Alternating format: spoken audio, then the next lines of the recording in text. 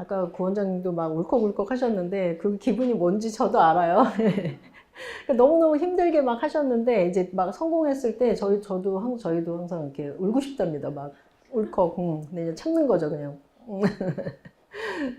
그런 느낌인 것 같아요. 근데 남들이 볼 때는 나만 안 되는 것 같고, 다른 사람 다 되는 것 같고 막 그렇거든요. 그러니까 자꾸 초조해지고 막 그러는데, 알고 보면, 까놓고 보면은 그분들도 정말 막 엄청, 예, 어렵게 막 여러 번 하고 막 되신 거예요. 근데 딱 보면은, 아, 저 사람은 금방 된 것 같고, 나만 자꾸 안 되는 것 같고 그렇거든요. 근데 하여튼, 그만큼 이제 그러다가 성공하셨을 때 저희 정말 울컥, 정말 눈물이 찔끔 막 난답니다. 네. 그래서 제가 말씀드릴 거는 뭐 예, 고령 뭐 여기 오시는 분들이 대부분 뭐 이렇죠. 네, 잘 안 돼서 오시는 거니까 뭐 고령이고 난소 기능 저하 또 여러 번 하시는데 안 되고 막 그래서 오시는 분들이 저희 병원에 좀 많으신데 제일 답답한 경우죠. 뭐 딱히 뭐 무슨 뭐 마술처럼 뭐 이런 치료만 하면 딱 되는 것도 아니고 이러니까 참 힘든데 뭐 어쩌겠어요. 그냥 열심히 해야지. 예, 저는 이제 그렇게 말씀드리면서 같이 해 나갑니다. 예. 뭐 다 아시는 대로 뭐 나이가 제일로 중요해요. 저희가 그래서 오시면은 막 서둘러서 밀어붙이고 그냥 빨리 하자 이렇게만 말씀을 드리는데 나이밖에는 중요한 게 없습니다. 그래서 나이가 들수록 여성들이 갖고 있는 그 난자 풀이 줄고 퀄리티도 떨어지고 이러기 때문에 1년, 한 달, 하루라도 빨리 저희는, 하시도록 그래서 자꾸 이렇게 좀, 예, 밀어붙이고 이런 편입니다. 시간이 갈수록, 예, 이렇게 난자 갖고 있는 수도 줄어들고 그러면서, 안 좋은 난자의 질 저하된 그런 난자는 증가되고 그러면서 점점 그 임신 가임력이 떨어지고, 그러다가 이제 폐경이 오는 거거든요. 그러니까 폐경 오기 전부터 이미 약간 그 생리는 하고 있지만 가임력이 많이 이제 떨어진 상태예요. 40세 이상에서는.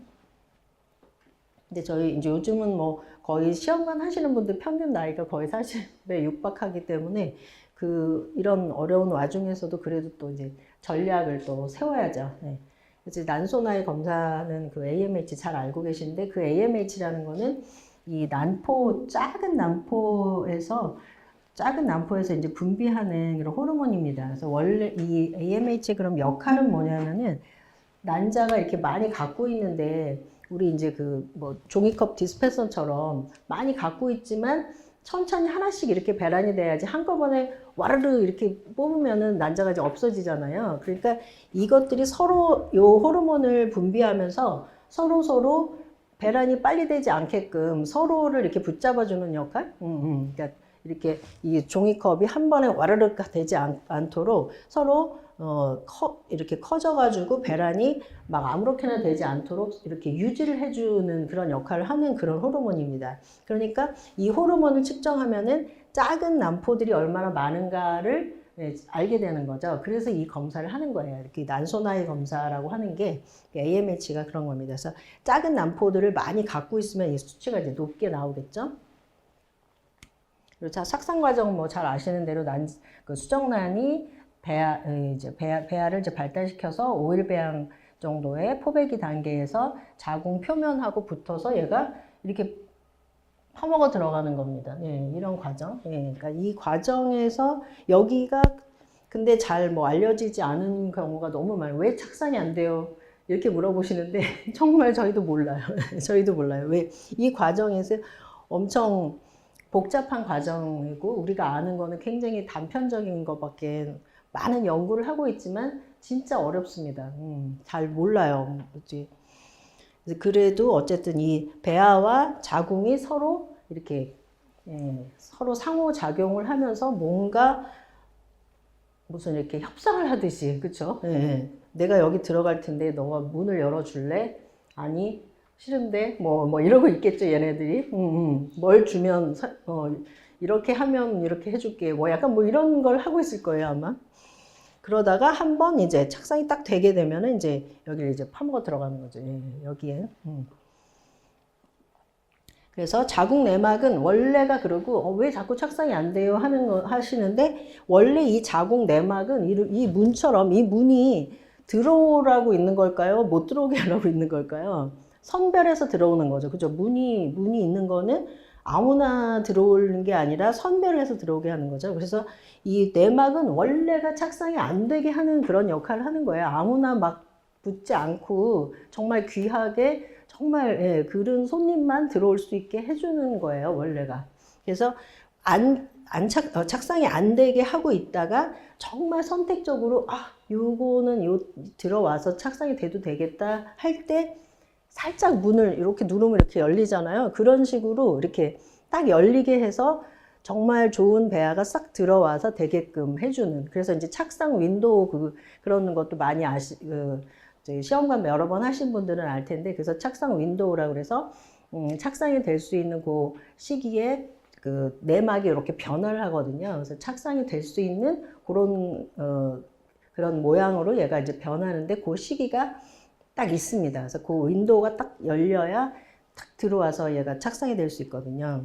그러니까 원래가 착상이 어려운 겁니다. 그만큼 우리가 굉장히 귀하게 태어났다는 거죠. 이게 아무렇게나 된 게 아니라는 거고. 그래서 뭐 잘은 모르지만, 착상 과정이 너무 복잡하고 잘 모르지만, 착상이 잘 안 되는 거는 아까 이제 배아하고 이 자궁 내막하고 서로 이제 정상회담을 하면서 이제 협상을 해 나가는데, 폐하가 안 좋으면 당연히 못 붙는 거고요. 그다음에 내막이 안 좋으면 또 못 들어오는 거고. 그래서 배아 요인은 아까 PGT 총원장님 강의하셨는데, 얘가 비정상이면 염색체나 유전자 이상이 있거나 뭐 염색체 이상이 있거나 그러면은 얘는 알아서 좀 걸러서 착상이 안 되게 하거나 그렇게 합니다. 그리고 혹시 설사 되더라도 그냥 유산이 돼버리는 것, 돼버리겠죠. 그리고 배아가 발달이 아까 그 배아 발달 단계, 배아 발달 그 단계도 아까 이제 사진이 나왔지만은 배아가 퀄리티가 좋게 이렇게 잘 가는 그런 좋은 배아는 또 가서 붙을 수 있겠지만, 발달이 좀 이상하고 등급이 안 좋거나 이러면은 또 착상이 안 되겠죠. 그리고 결국은 이제 오일배양까지 가서 이 수정란을 둘러싼 막이 있거든요. 그래서 그 막을 이렇게 껍질을 까야, 그 감자배아라고 하죠. 그래서 그렇게 껍질을 까고 부화가 돼야 여기에 이제 붙을 수 있는데, 그 투명대가 또 딱딱하게 좀 이렇게 두껍고 그런 경우가 있습니다. 그러면 또 착상이 잘 안 되겠고, 그 다음에 배아의 배양 환경. 저희 병원에 자랑 같지만은 아무튼 오일 배양이 참 잘 나와요. 그러니까 이제 물론 무조건은 아니지만 그래도 웬만큼 다른 데서 안 오일 배양이 잘 안 나왔어요 하시는 분들도 저희한테 오셔가지고는 오일 배양 처음 나왔어요 하시는 분들이 꽤 많거든요. 그래서 배아를 그 난자 정자를 잘 수정시키고 배양 환경이 좋고 그렇게 해서 등급이 좀 좋고 오일 배양까지 잘 갈 수만 있으면은 그런 것들이 이제 또 착상이 되는데 또 유리하고요. 그리고 이제 남성 요인도 물론 이제 난자가 더 중요하긴 하지만 이제 남성 요인도 중요합니다. 그래서 정자가 DNA 손상이 있거나 그러면은 그냥 겉으로 보기에는 괜찮아 보여도 이게 수정이 된 다음에 그 수정란의 그 유전자 발달 같은 데 영향을 미칠 수 있기 때문에 남성 요인도 중요하겠습니다. 그리고 자궁 내막의 수용성 감소는 자궁 내막이 뭐 얇다든지 뭐 거기 혹이 있다든지 뭐 이러면은 또 착상이 잘 안 될 것이고, 난관 수족, 나팔관이 이렇게 부어서 그 안에 이제 점액질이 가득 차 있고 막 염증이 차 있고 막 그러면은 그런 그 액체가 또 자궁 내막 쪽으로 와서 여기 염증을 일으키기 때문에 또 착상이 좀 안 될 수 있고요.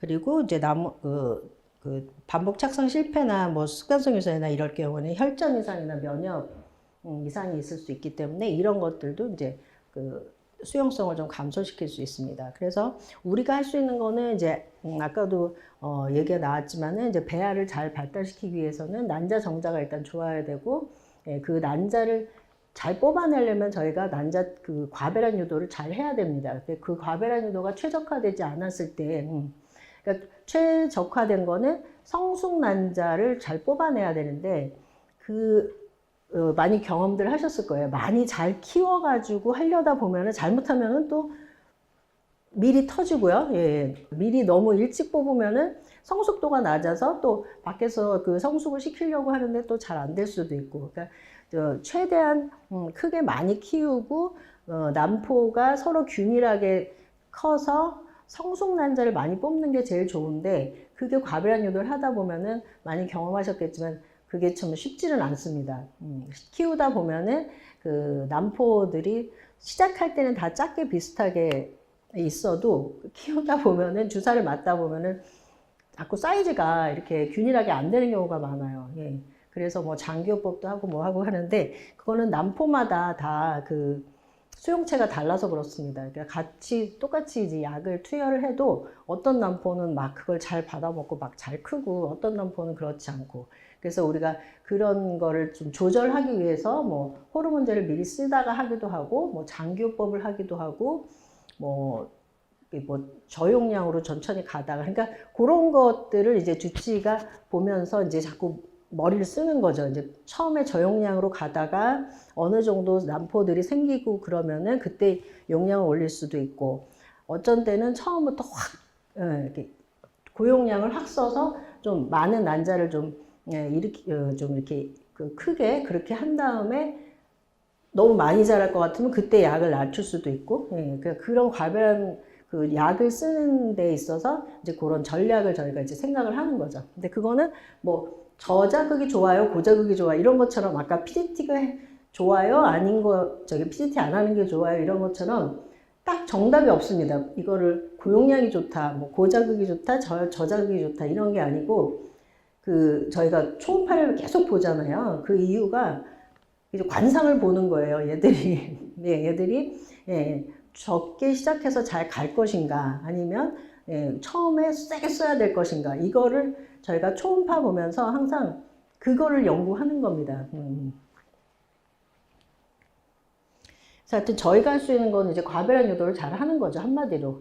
나머지는 진짜 뭐 어떻게 할 수 없는 것들이 많고 이게 또 많이 나온 사진인데 이렇게 배아가 잘 발달돼서 모양이 딱 봐도 예쁘죠 이쪽이 위에가 그러니까 세포도 깨끗하고 세포 그 사이즈 자체도 이렇게 균일하게 이렇게 잘 발달되고 그리고 딱딱 그 날짜에 딱딱 맞게 4일이면 4일 배양 모양 5일이면 5일 배양 모양 이렇게 딱 되면 그 좋은 거고 세포가 분열되다 보면 이렇게 막 분절이 생기고 막 세포 그 모양이 이렇게 좀 균일하지 않고 그렇게 되면은 이제 퀄리티가 이제 안 좋은 거고 착상이 잘 안 됐을 때 반복 착상 실패 검사 반착 검사 이제 원하시는 분들 많은데 그 항목이 이제 어떤 게 있냐면은 아까 이제 PGT 강의가 있었는데 염색체 수정란 측면에서 봤을 때는 염색체 이상이 참 많은 포션이 있거든요. 그래서 염색체 검사를 할 수 있고 그래서 거기에서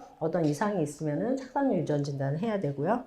그리고 그러니까 본인의 이제 혈전 성향이 있습니다. 혈전이 잘 생기는 그런 성향이 있지 않을까 그걸 검사하는 거예요. 그래서 엽산 대사 유전자를 검사하게 돼서 만약에 엽산 대사 유전자가 이상이 있으면은 그 엽산을 먹어도 그게 잘 이제 작용을 잘 못하기 때문에 또 혈전이 잘 생긴다 이렇게 보는 거거든요. 그래서 엽산 대사 유전자랑 호모시스테인 같은 게 높으면 또 혈전이 잘 생기고 C 단백 뭐 S 단백 이런 게 또 부족하면 또 혈전이 잘 생기거든요. 그래서 그런 검사 그리고 또 항인지질 항체 증후군이라고 그래서 요런 병이 있으면은 또 혈전이 잘 생기거든요. 그래서 그런 검사 그다음에 면역 이상이 있거나 그러면 NK 세포 검사를 대표적으로 하게 돼요. 그래서 이게 높은 경우에는 면역 글로불린이나 콩주사라고 하죠. 콩주사 이런 걸 하게 되고 그다음에 일반적으로 임상적으로 저희가 하는 거는 자궁 내시경을 많이 합니다. 아까 말씀드렸던 것처럼 자궁 내막이 이상이 있으면은 뭐 안 되는 거고 잘 착상이 안 되는 거고 우리가 교정할 수 있는 거는 그 내시경을 해서 거기에 뭐 용종이나 뭐 근종이나 이런 게 있으면은 그런 걸 잘 제거를 해주면은 착상이 될 수가 있거든요. 그러니까 임상적으로 가장 효과를 볼 수 있는 게 내시경이라는 거죠. 다른 것들은 사실 있어도 뭐 이거를 뭐 어떻게 치료하기가 참 좀 어렵습니다. 그냥 아스피린을 쓰거나 혈전이 잘 안 생기게 아스피린이나 헤파린을 쓰는 경우가 있지만은 그게 다이렉트하게 꼭 착상이 된다고 볼 수는 없거든요. 그렇지만은 자궁 내시경 같은 경우는 자궁 안에 무슨 이상이 있거나 염증이 있거나 용종이 있거나 했을 때 그거를 제거를 해주면은 물리적으로 방해되는 요인을 제거해 주는 거니까 임상적으로는 가장 효과를 볼 수가 있는 그런 치료예요. 그래서 내시경 들어가서 보게 되면 이런 깨끗해야 되는데 공간이 뭐 이렇게 용종이 막 있습니다. 이러면 방해가 되죠. 여기도 여기 용종.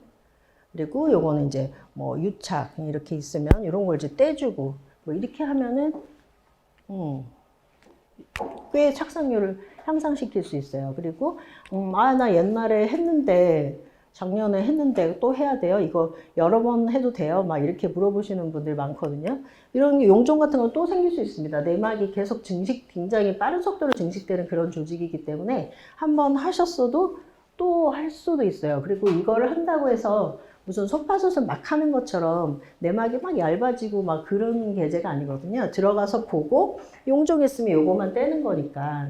이런 것들이 방해가 되면은 착상이 잘 안 되니까요. 그래서 내시경은 그렇게 크게 부담 가지지 않으셔도 돼요. 그래서 내시경이 가장 하고 나서 계속 안 되다가 그 성공을 할 수 있는 그 성공률이 향상되는 데는 가장 효과적인 임상적으로는 가장 효과적인 그런 시술입니다. 그래서 이런 용종이 없더라도 실제적으로 들어갔는데 아무것도 없었어요. 그래도 자궁벽을 한번 이렇게 스크래치처럼 조금 자극수를 해주면은 임신율이 이렇게 증가되더라 이런 논문이 있거든요. 그래서 많이 하고 있는 편입니다.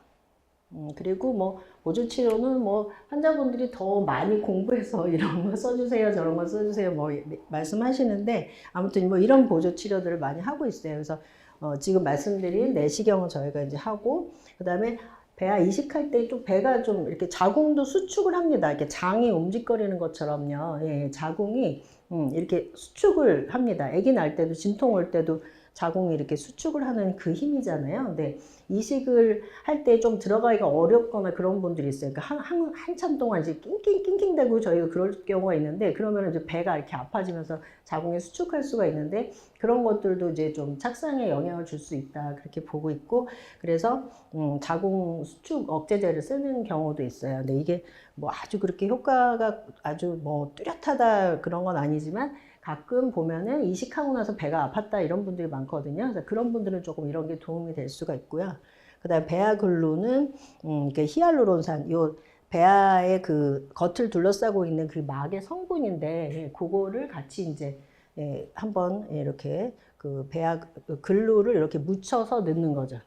그러면은 또 이제 좀 착상이 잘 될 수 있고 보조 부하술은 이 내막 그 투명대가 너무 딱딱하거나 두꺼우면 이게 껍질 까기가 힘들잖아요. 그러니까 그거를 레이저로 이렇게 PGT 하는 것처럼 구멍을 이렇게 내주면은 얘가 열로 이렇게 부하가 되기가 쉽겠죠. 그래서 보조 부하술도 해볼 수 있고 그다음에 면역 치료, 혈전 그런 검사에서 이상이 있으면은 면역 글로불린이나 이제 그런 콩주사 맞아볼 수 있고 혈전을 좀 방지하기 위해서 아스피린이나 헤파린을 그래서 쓰는 겁니다. 그래서 이런 것들을 저희가 검사에 따라서 이런 것들을 이제 쓰고 있어요. 그래서 이제 그런 보조 치료제를 시험관 할 때 뭐 그 도움이 되는가 이거에 대해서는 이렇게 아주 뚜렷하게 그렇지는 않습니다. 근데 뭐 그래도 도움이 되는 게 그 성장 호르몬이 도움이 좀 되고 그 다음에 이제 코큐텐 이따가 나오겠지만 항산화제로서 코큐텐 그 다음에 이제 남성 호르몬 전구체인 DHA 이 정도가 조금 그래도 이제 투여하지 않는 경우보다 그래도 조금 그 임신율을 향상시킬 수 있다. 근데 이제 이런 그 스터디들은 이제 그 많은 분들 대상으로 많은 그 논문을 이제 취합을 해서 하는 거기 때문에 그러니까 한 분 한 분 개개인으로 봤을 때는 별로 효과가 없을 수도 있어요. 그러니까 나는 그 성장 호르몬 썼는데 별로였더라. 네, 개수가 늘지 않던데? 약간 이러실 수 있어요. 근데 아무튼 대규모로 봤을 때는 그래도 뭐 다른 것들보다는 그래도 이거를 썼을 때 조금 더 향상을 보일 수 있다. 뭐 이 정도로 생각하시면 될 것 같아요. 그래서 이제 실질적으로 예, 저희가 어떻게 이제 하고 있느냐 이제 초음파를 보면서 이제 그 전략을 짜는 거죠. 그래가지고 예를 들면은 이제 다 난저고 막 그러신 분들이 많은데 난자가 뭐 어차피 뭐 한두 개 막 이렇게 나오시고 하죠. 근데 그럴 때는 이제 과배란 유도 방법을 저희가 좀 고민을 많이 합니다. 그래서 항상 저희가 3일째 오시면은 초음파 보잖아요. 네, 그때 뭘 보느냐. 이 동남포를 보는 거예요. 그러니까 요게 이제 난소인데 이렇게 조그맣게 이제 아기 난포가 보여요. 이제 배란될 수 있는 난포가 보이는데 같은 환자분인데 42세고 AMH가 0.3인데 어떤 달에는 이렇게 딱 하나만 보여요. 근데 어떤 달에는 이때 봤더니 몇 개가 보이는 거예요. 이렇게. 이럴 때는 쟤네를 다 키우려면은 그냥 저자극을 해서는 안 되고 그때는 조금 베팅을 해야죠. 예.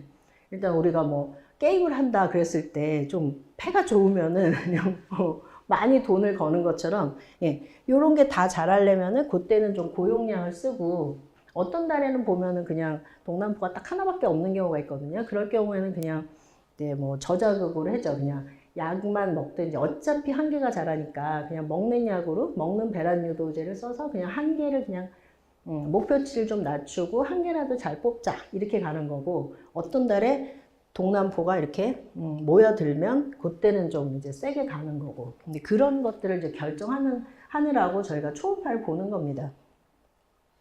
그래서 기능이 그것도 많이 물어보시는데 저는 저자극을 할 때가 더 좋았던 것 같아요. 이런 경우가 있는데, 그게 뭐 맞는 표현은 아닙니다. 그러니까 저자극이 뭐 대단한 기술적으로 막 하는 게 아니고, 어차피 그 고용량을 써도 잘 안 자랄 것 같으니까, 그 저용량을 쓰면서 그냥 살살, 예, 이렇게 하다가 조금 늘어나면 용량을 올릴 수도 있고, 예, 그런 식으로 그 상태를 봐가면서 약을 예, 쓴다 이런 의미죠. 네. 개수가 적으면 어차피 적게 나오니까 고용량을 안 쓰고 저용량을 쓴다. 이제 이런 개념으로 보시면 될 것 같아요. 그래서 난소기능 저하라고 무조건 난소기능 저하에는 저용량을 쓴다던데 그거는 아니고 그 매달 동남과 달라요. 그러니까 3일째 딱 보고 고민을 해가지고 어느 정도 베팅, 이게 좀 틀릴 때도 있습니다. 이렇게 생각하고 잘 자랄 거라고 투여를 했는데도 잘 안 먹힐 때도 있긴 있죠. 근데 어쨌든 보고 베팅을 하는 거예요, 좀. 네. 그런 식으로 저희가 항상 고뇌를 하고 있습니다, 고뇌를. 예, 그래서 이제, 그러니까, 그러면 제가 뭘 해야 돼요? 그 질문이 그 다음에 많이 나오시는데, 내가 할 수 있는 노력은 사실 없어요. 임신이 원래 이렇게 무슨 공부하듯이 그렇게 힘들게 해야 이렇게 얻어질 수 있게 원래 자연에서 만들어진 게 아니에요. 그래서 원래 할 게 없는 게 맞아요, 별로. 그냥 편안한 마음으로 하시는 게 맞긴 한데, 그래도 규칙적인 운동, 일주일에 뭐 30분 이상, 예, 3회 정도, 예, 이렇게 하고, 음주흡연, 이거 다 아시는 거고, 영양제는 뭐 이제 엽산, 항산화제, 종합비타민, 뭐 이 정도, 네, 드시는 거고, 그 체중이 이렇게 많이 나갔을 때 체중 조절, 예, 체중이 많이 나갔을 때 그 임신할 수 있는 시간이 2배 정도 더 증가된다. 네, 그리고 체중이 너무 적게 나갔을 때는 임신까지 되는 데에 그 걸리는 시간이 정상군보다 한 4배. 그리고 스모킹, 알코올, 이건 뭐 다 아시는 거라서. 네, 그리고 카페인도 아까 말씀드렸던 것처럼 한 250ml 이상 그렇게 먹었을 때는 그 임신될 수 있는 성공률이 한 45% 정도 감소된다고 돼 있고, 예, 그렇습니다. 그 다음에 이제 톡신 설벤트 이런 거는 물론 뭐 이게 뭐 일부러 그렇게 하진 않겠지만 우리가 평상시에 이렇게 쓰는 그런 뭐라 그러나 그런 뭐 청소용품 같은 거 뭐 그런 하여튼 뭔가 흡입해서 들이마실 수 있는 그런 약품 같은 거 주의해야 된다는 거죠. 그래서 이제 보조 치료제 뭘 먹으면 좋아요? 이게 그 다음 질문인데, 근데 뭐 뾰족한 거는 없지만 이론상으로는 우리가 이제 살면서 노화가 된다. 노화가 뭐야? 노화의 그 정의는 어쨌든 같이 살면서 스트레스 받고 뭐 뭔가 이렇게 행동을 하고 뭐 하면서 결국은 산화 물질이 쌓이는 겁니다. 우리가 이제 생활을 하다 보면 이렇게 쓰레기가 막 나오는 것처럼 그 산화 물질이 자꾸 나오는 건데 이거를 치워줘야 되겠죠. 예, 그러니까 우리도 이제 오늘 오신다 그래가지고 어제 열심히 여기 바닥이랑 다 닦고 그랬거든요. 이렇게. 그러니까 이런 거를 이제 치워줘야 되는데 그게 누가 하느냐. 이게 이제 항산화제들이 이제 그런 걸 하는 겁니다. 예, 그래서 난자가 노화되는 거는 이제 그 그러니까 난자 그림을 안 그렸는데 하여튼 난자가 있으면은 그 안에 이제 핵이 있고 난자의 그 거기를 이루는 그 세포질이 중요합니다. 네. 세포질에 뭐가 있냐? 미토콘드리아가 있는 거예요. 미토콘드리아는 그러니까 난자가 핵이 막 분열하고 뭐 아까 뭐 염색체 그 이상이 많이 한다고 말했잖아요. 염색체가 이제 이렇게 분열을 막 해야 될 거 아니에요. 세포도 분열해야 되고 그러면 걔네도 뭐 그냥 어떻게 해요? 우리도 밥을 먹어야 힘이 나잖아요. 그러니까 걔네가 움직이고 그 염색체가 분열하고 하는 어떤 힘이 필요한데 그 ATP 걔네가 먹는 그 에너지가 이 미토콘드리아 어디 갔어? 네. 얘가 그걸 해줘야 되거든요. 에너지를 생성해서 얘다 이걸 먹고 힘을 내라 이렇게 해야 되는데 나이가 들면은 그리고 막 스트레스 받고 그 산화물질이 쌓이면은 예, 산화물질이 쌓이고 이제 나이가 들수록 이제 미토콘드리아 기능이 또 떨어져요 또 그러니까 점점점 이제 노화가 막 되니까 이 스핀들이 염색체가 이렇게 분열되고 하는 게 얘가 뭐 그냥 저절로 어떻게 해요. 뭔가 이렇게 끌어당기고 얘가 분열이 되고 막 이렇게 갈라져야 되고 이러는데 그 힘이 ATP에서 나오는데 얘가 그 일을 안 해주면은 얘도 뭐 힘아가리가 없이 그냥 잘 아무렇게나 막 에러가 나는 거죠. 분열될 때. 그래서 하여튼 미토콘드리아가 그래서 노화의 핵심. 그러니까 노화가 뭐가 핵심이냐? 미토콘드리아가 잘 기능을 못하고 이 숫자도 떨어지고 약간 이렇게 되는 거거든요. 예. 그래서 어쨌든 그 미토콘드리아 잘 하면은 이제 그 ROS가 증가되고 산화물질이 증가되니까 우리가 굳이 뭘 한다 그러면 도대체 뭘 먹어? 맨날 없다고만 얘기하지 말고 뭘 먹으면 또 먹으면 좋은 것 좀 얘기하라고 그렇다고 하시면은 네, 그 항산화제 CoQ10 이 ROS를 낮춰주는 CoQ10이 그냥 핵심이에요. 뿐만 아니라 요즘 그냥 안티에이징이라고 그래가지고 노화를 막 방지해서 수명을 길게 하는 그런 게 관심사인데 거기에 핵심입니다. 어쨌든 항산화제가 이제 이 노화를 방지하는 그런 그래서 뭐 우리도 마찬가지로 난자가 또 좋은 난자가 나와야 되고 내막이 좋아야 되고 뭐 하니까 이 노화가 되면 안 되겠죠. 그러니까 먹을 수 있는 약은 이제 어쨌든 비타민 C가 이제 대표적으로 그 항산화제, 비타민 C, 비타민 E, 그다음에 멜라토닌도 요즘 많이 처방해달라고 하시는 분들 많은데 멜라토닌도 결국은 이제 수면을 유도하는 그런 호르몬인데 얘도 그런 그 항산화 효과가 있는 거예요. 그래가지고 그것도 그렇고 아르기닌, CoQ10 이런 애들이 다 그 항산화제 산화 물질을 없애주는 그런 역할을 하는 겁니다. 그래서 대표적인 약이 이제 CoQ10이에요. 네, 그래서 CoQ10 미토콘드리아의 기능을 향상시키고 이제 ATP가 여기서 생성이 돼서 방추사가 그 염색체 갈라지는 그런 역할을 해야 되는데 그 역할을 하는 거를 이제 촉진을 얘가 해주고, 그 다음에 산화물질을 제거해줘서 염색체 이상이 생기는 거를 감소시킨다.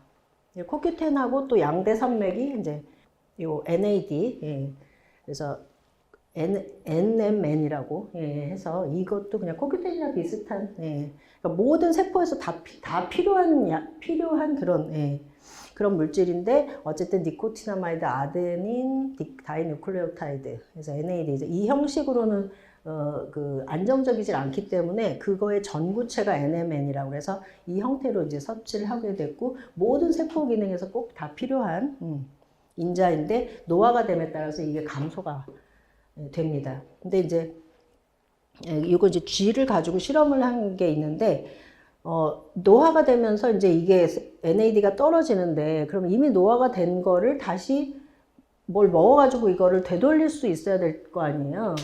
근데 이제 보통은 이제 그게 어려운데 NAD를 가지고 실험을 해봤더니 노화로 인해서 NAD가 떨어졌는데 그거를 보충을 해줬더니 임신율 향상과 임신율 향상의 그런 효과를 보였었대요. 이 실험을 했더니 물론 이제 아직은 뭐 그 인체에서 뭐 난임해서 막 이렇게 효과가 많이 있다 이렇게 얘기할 수는 없는데 아무튼 쥐 실험을 했더니 나이가 든 쥐에서 그 NAD를 먹였더니 그게 회복이 됐더라. 예, 이런 연구 결과가 있었어요. 그래서 어쨌든 뭐 우리가 할 수 있는 거는 뭐 그거를 먹는 거, 노화를 완전히 뭐 방지할 수는 없지만은 근데 노화나 이제 뭐 탈모도 그렇지만 이거를 이미 이렇게 진행된 거를 되돌리기는 어려우니까 일단 꾸준히 이제 드시면서 그 노화를 좀 이제 지연을 시키는 거죠. 근데 고무적인 거는 어쨌든 이거는 이미 노화가 왔는데 이걸 좀 되돌릴 수 있다 하니까 어쨌든 그 NAD가 좀 그래도 보조 치료제로 사용을 하면은 좀 도움은 될 것 같아요.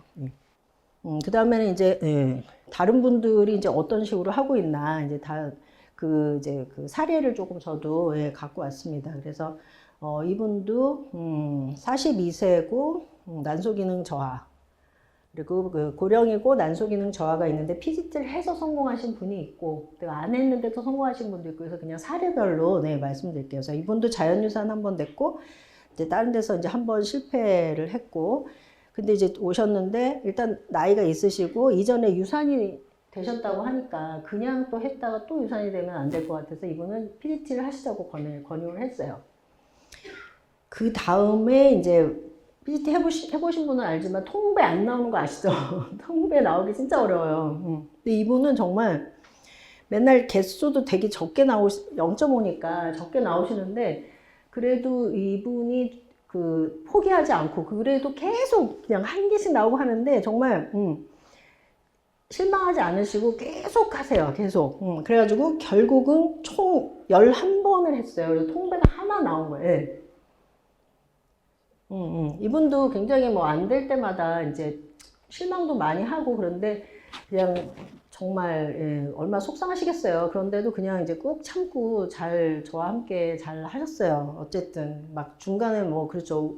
운 적도 많고 근데 그냥 또 생리 시작되면은 또 오시고 해서 11번을 했답니다. 11번 하고 통배 하나 나왔어. 그리고 모자 있으면 2개 나오고 그리고 이제 그래서 통배 하나 나왔는데 사실 좀 불안했어요. 더 모으고 하자고 하려고 그랬는데 11번이니까 저도 더 이상 막 얘기를 못 하겠더라고요. 그래서 통배 한 개 나온 다음에 이제 이걸로 이제 해보시죠 라고 했고 그리고 하기 전에 이제 자기는 자연유산 소파술도 했고 그래서 자궁이 별로 뭐 깨끗할 것 같다 뭐 그러셨는데 웬걸 들어가 보니 다 이런 게 좀 있어요. 모르는 거지 이거는. 그러니까 내시경을 그래도 하고 해야 된다. 이 귀한 걸 넣는데 자궁에 뭐 용종이 있어서 안 되면 얼마 어이가 없냐. 그래가지고 이제 내시경을 했어요. 그랬더니 이제 들어가 봤더니 막 이렇게 용종이 막 있는 거예요. 내막이 매끈하지 않아요.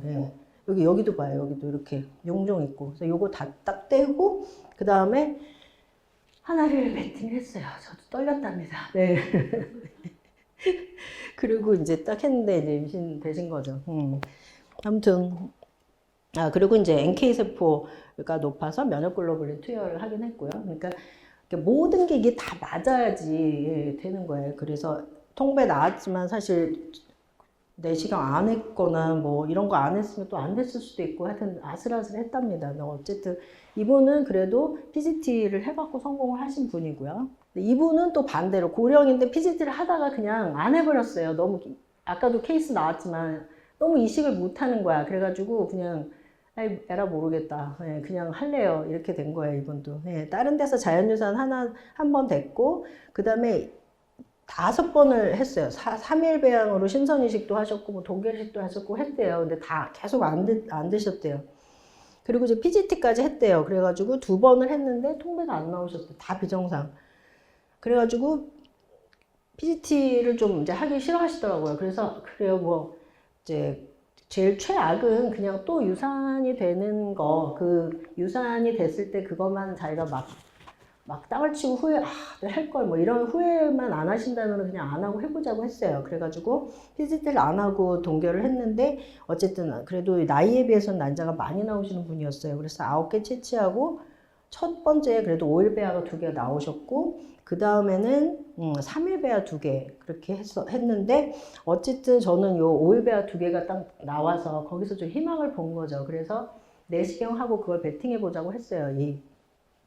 여러 번 안 되신 그런 게 있긴 한데 어쨌든 내시경을 해서 작수를 하고 그 다음에 동결 이식 5일 배양 2개 이식을 하고서 임신이 딱 되신 거예요. 그래서 PCT를 안 했잖아요. 그래가지고 불안했는데 다행히 양수검사 정상이고 만삭 출산을 하셨어요. 그래갖고 그러니까 PCT 해야 되냐 말아야 되냐 그거는 이렇게 딱 양분으로 할 수는 없는 거예요. 아까도 말씀하셨던 것처럼 그냥 경우에 따라서 PCT는 하나의 그냥 옵션.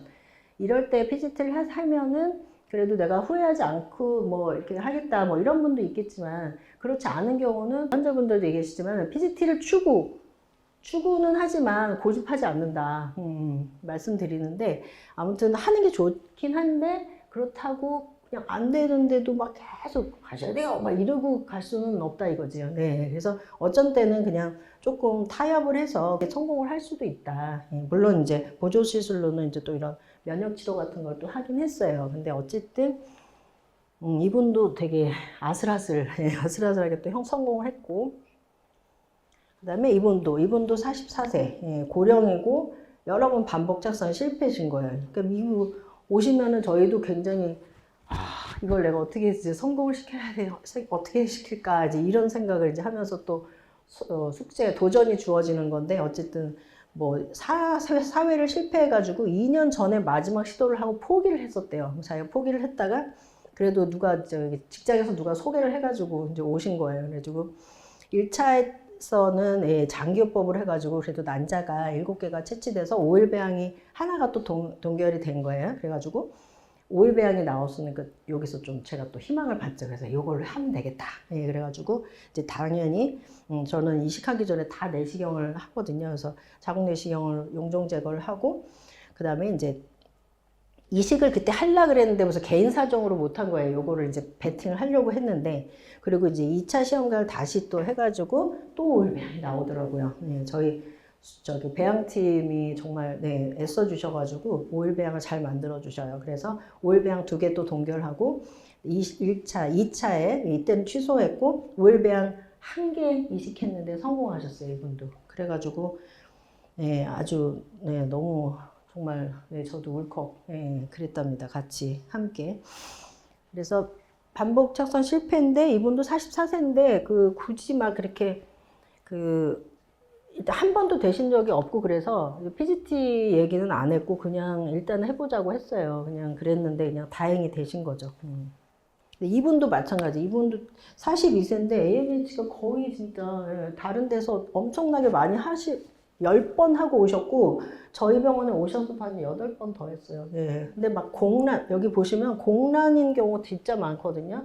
근데 그래도 포기하지 않고 계속 하셨어요. 그래가지고 결국은 이제 4일 배양, 3일 배양 하나, 4일 배양 하나 이렇게 그냥 했는데 근데 더 이상은 자기도 이제 조금 이제 마음을 약간 접으시려고 이제 그냥 해보자 이렇게 해가지고 내시경하고 동결 이식했는데 4일 배양 하나 넣고 이분도 성공 만삭 출산 하셨답니다.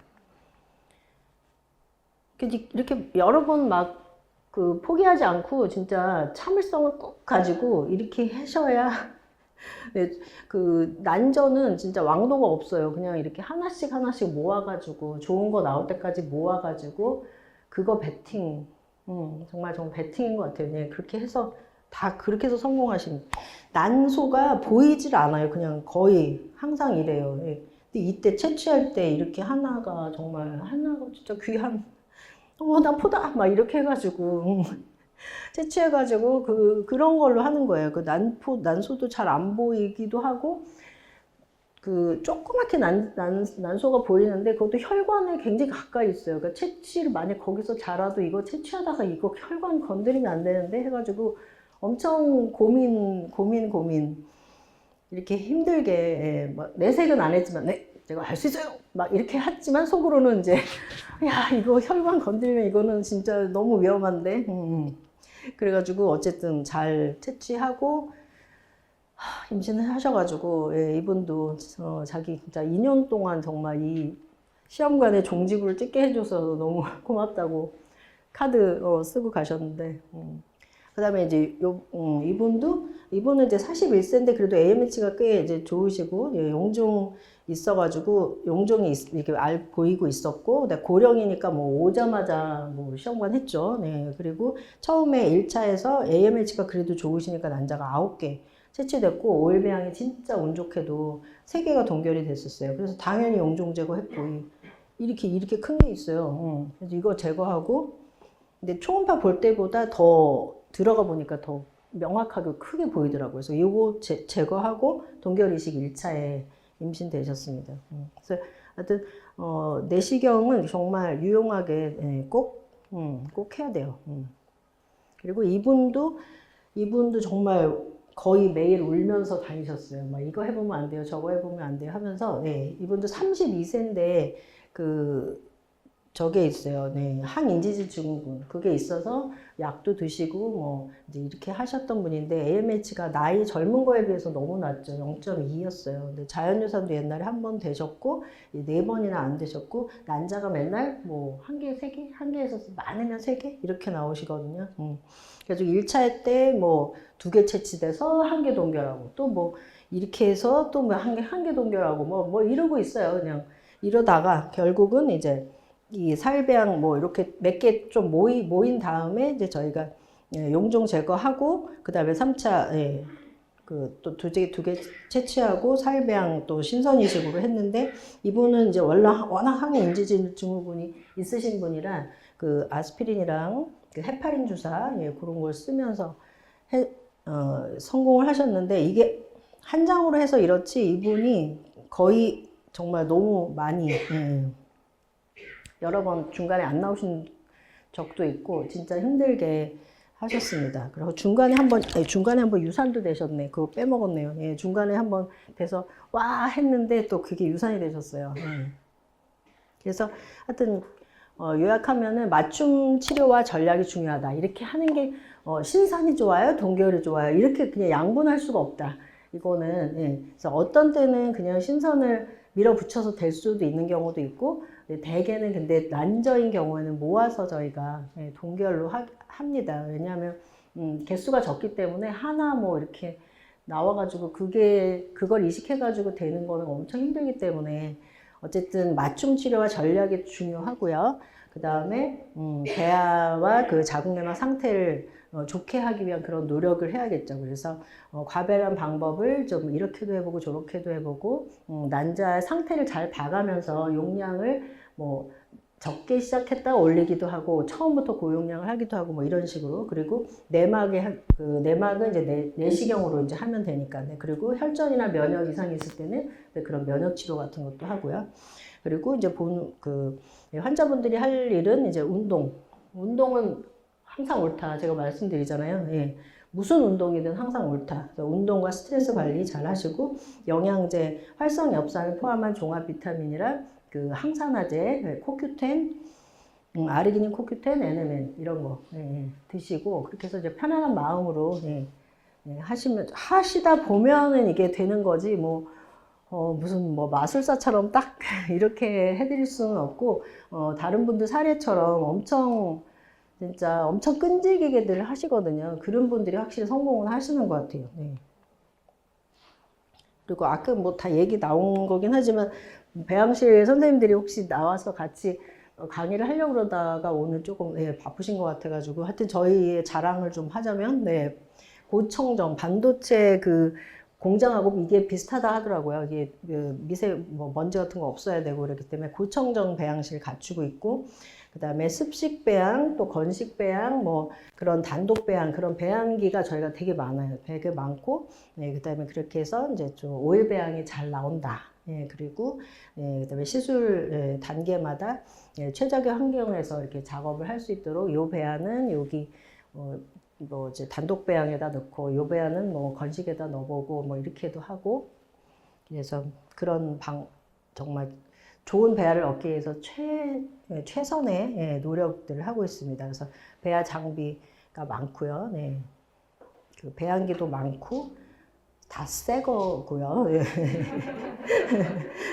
그리고 타임랩스, 예, 그 배아 관찰하는, 네, 관찰경, 네, 그런 것도 있고, 네.